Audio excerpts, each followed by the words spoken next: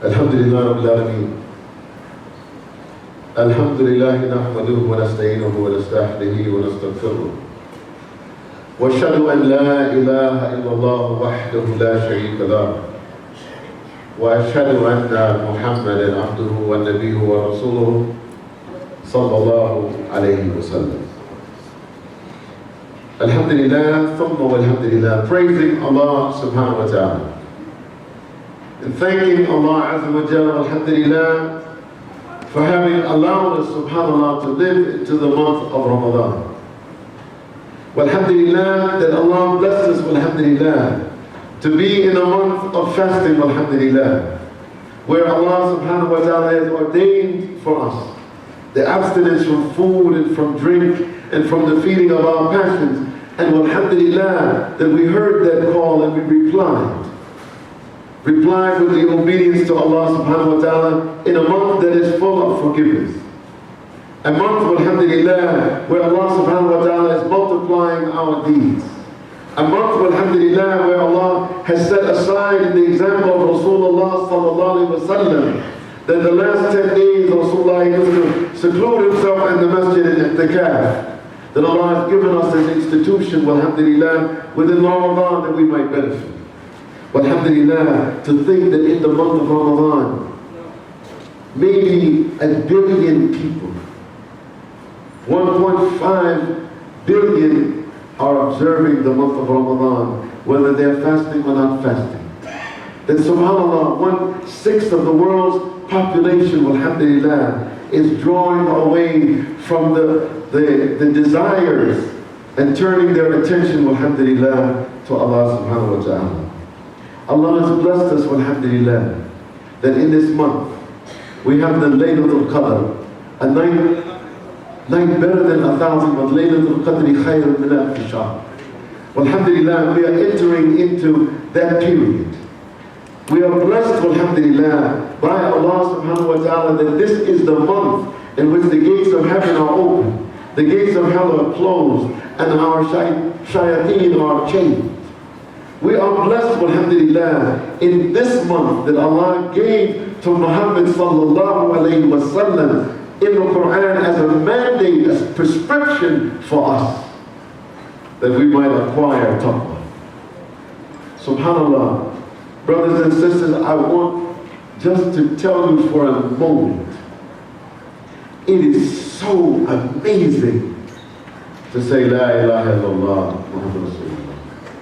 For you to be aware, and don't take it for granted, that you are aware of this hidayah from Allah, Ramadan. There are some Muslims, they know that it's Ramadan, but they're not fasting.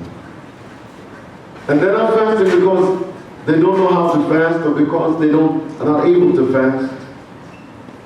There's something in their heart that's missing. And it's something that you have in your heart that causes you to draw close to Allah subhanahu wa ta'ala in this month.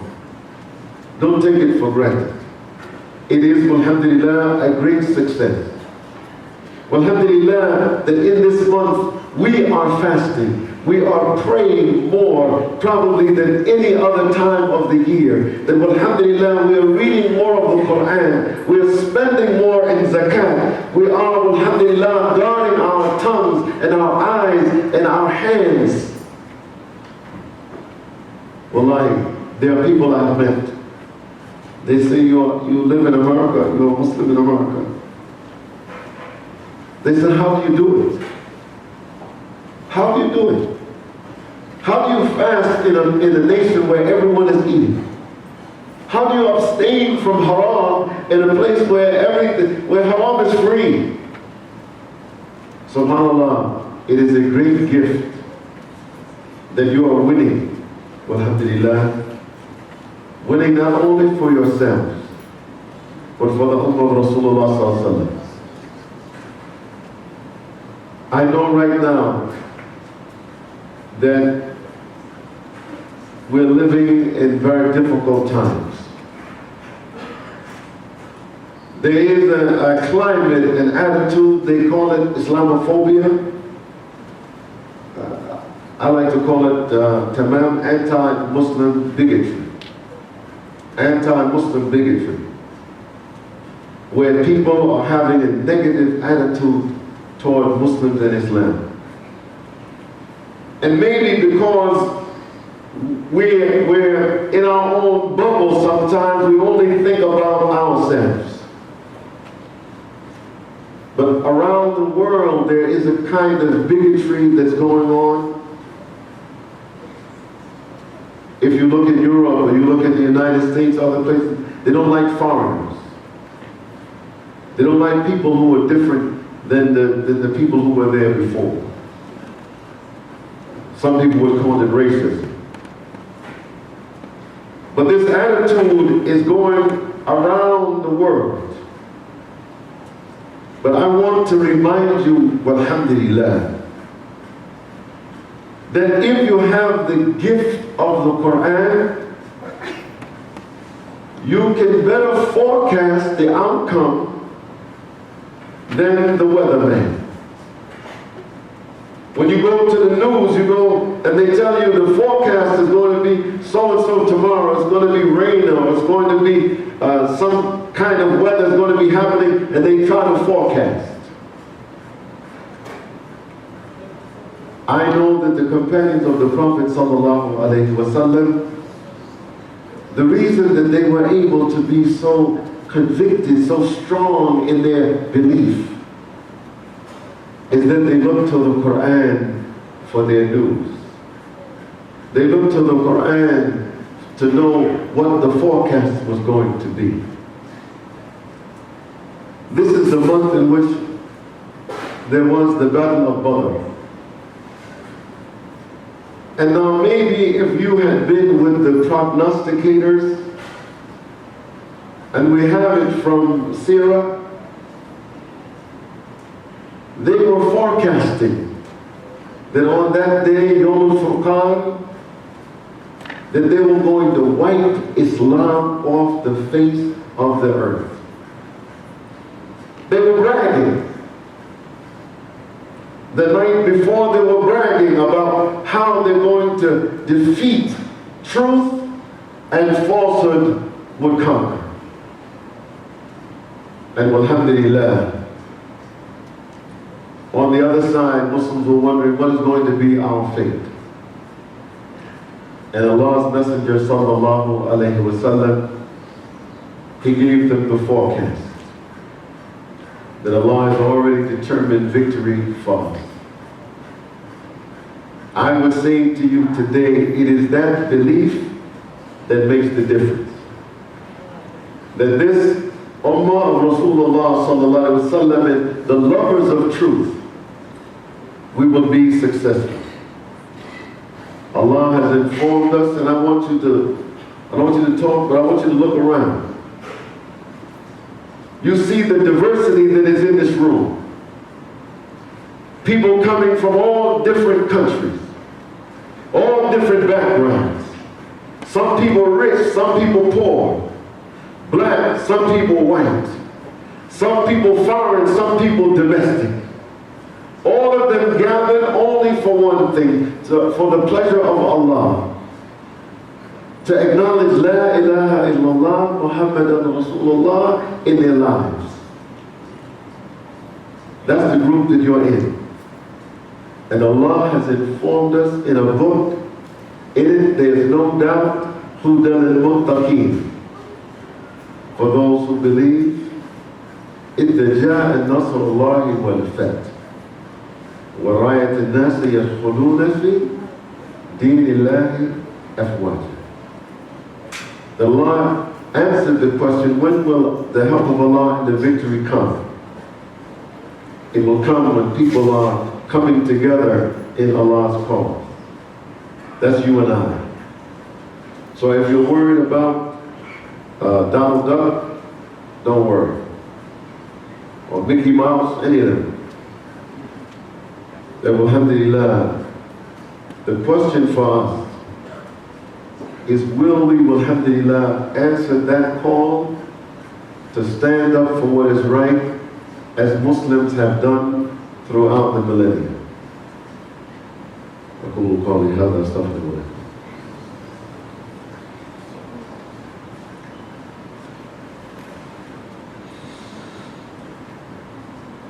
الحمد لله رب العالمين والصلاة والسلام على رسوله الكريم وعلى آله وصحبه أجمعين. So having said that, alhamdulillah, you are the best nation raised from mankind, no doubt about it. You enjoy what is good, you forbid what is evil. Alhamdulillah, you fast while other people are eating. You get up in the night while other people are sleeping. And you do it all for the pleasure of Allah, but I have one challenge for you.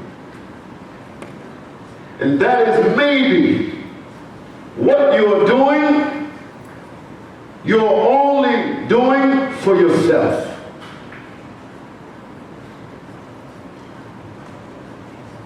That in order for us to be successful, it has to be bigger than us.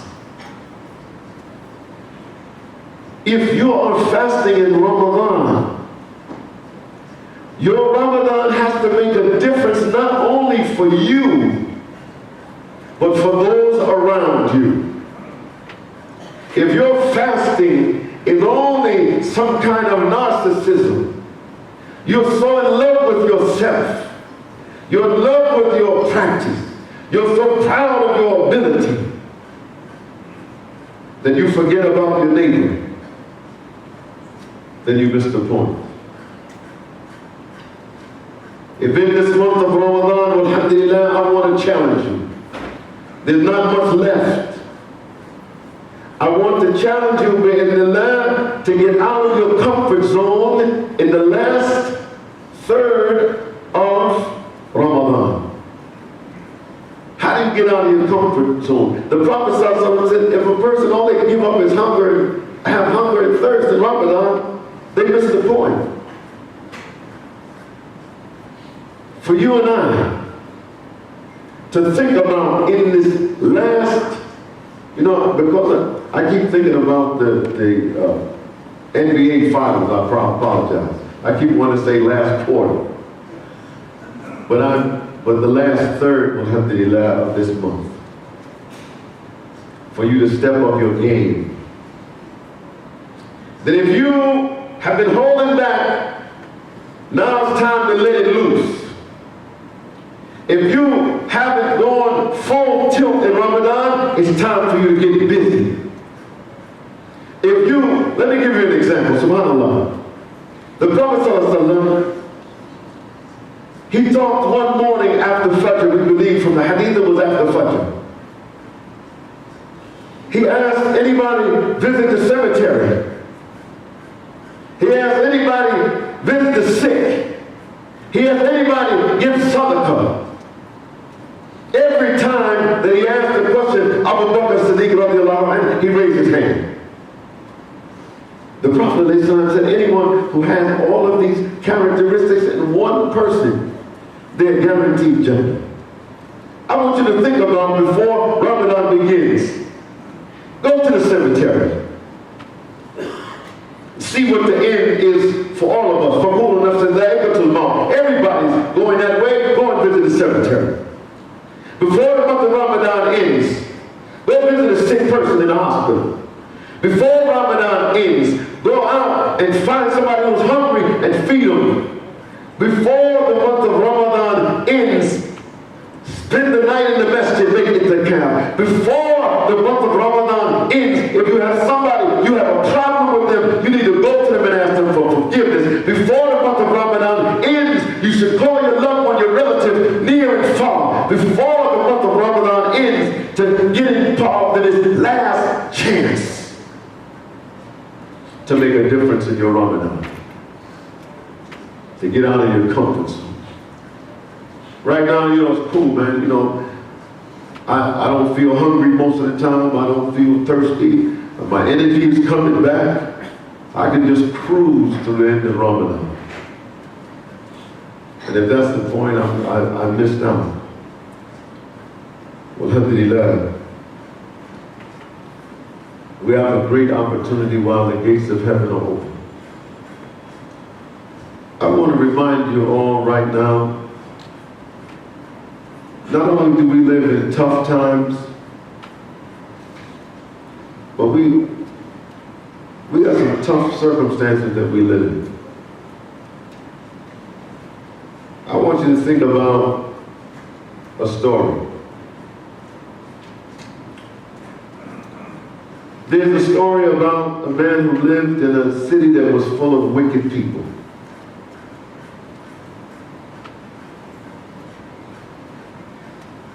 Some of us, maybe we're not thinking about someplace else. Maybe you could just think about right here.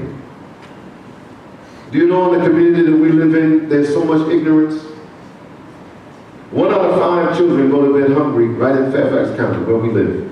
1 out of 5 go to bed hungry every day. If our Ramadan isn't making a difference for them, this is a wicked city.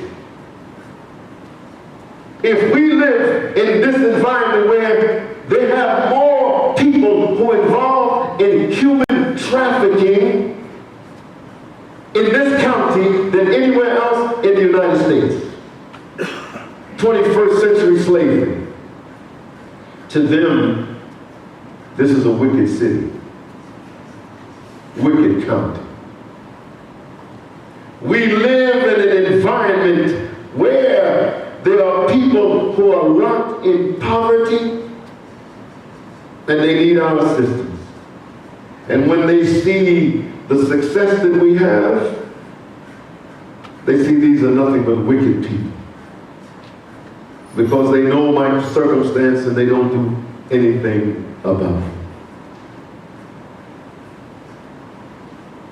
it. In the story, they say that Allah commanded the Malaika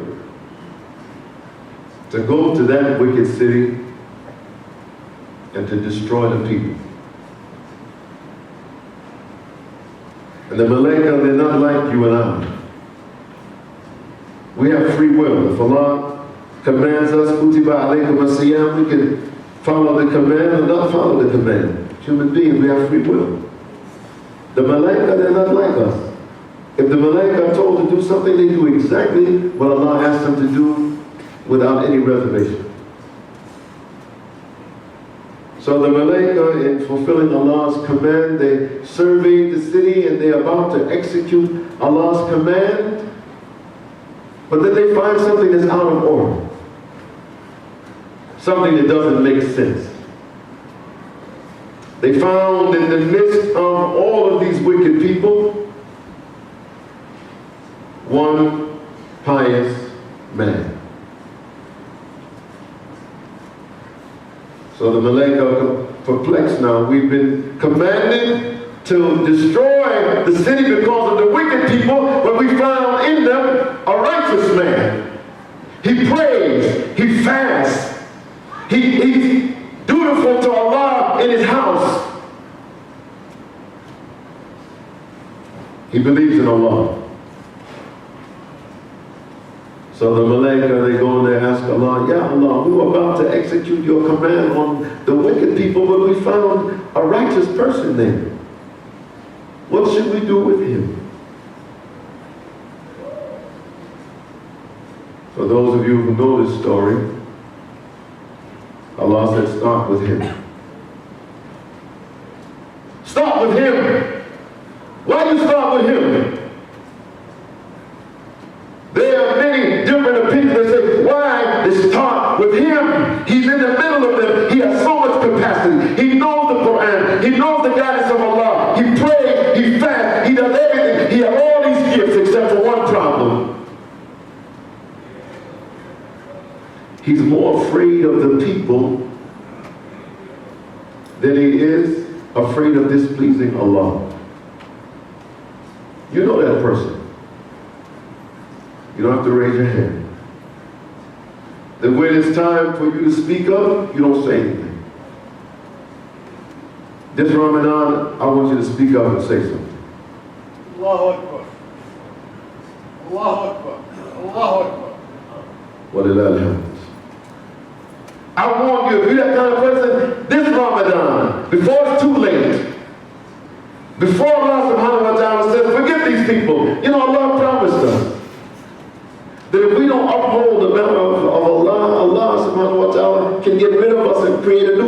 and they'll worship Allah, they'll do what Allah wants done.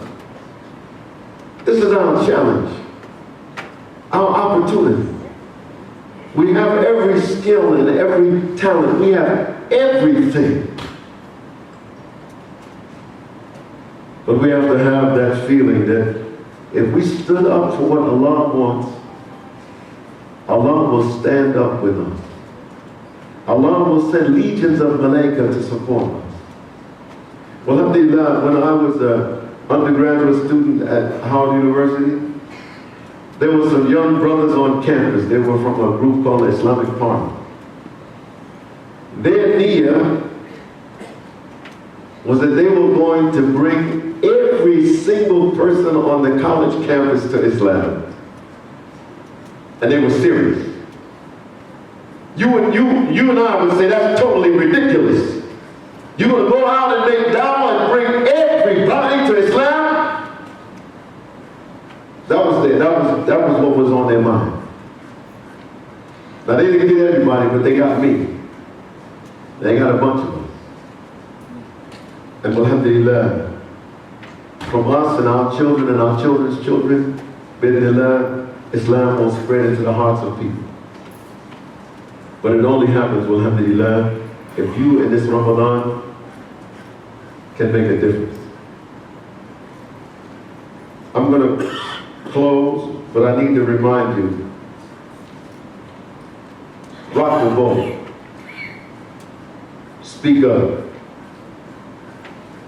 care for the needy, reach out and stop the violence. I understand we're streaming live on the internet right now, and I want to tell you something. More people are killed in America by toddlers than by terrorists because of the availability of guns in the homes of many people. It's the Ummah of Rasulullah that has to stand up and say something.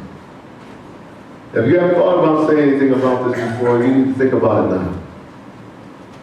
And if you haven't gotten to the point in Ramadan now where you're broke because you spent all the money that you could assemble in giving zakat to this cause and the other, I'm going to invite you to go broke before the end of Ramadan.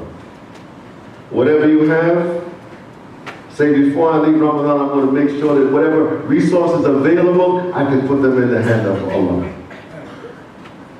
Bismillah, after Salah, we're going to have a fundraiser for the Washington International Academy, our school.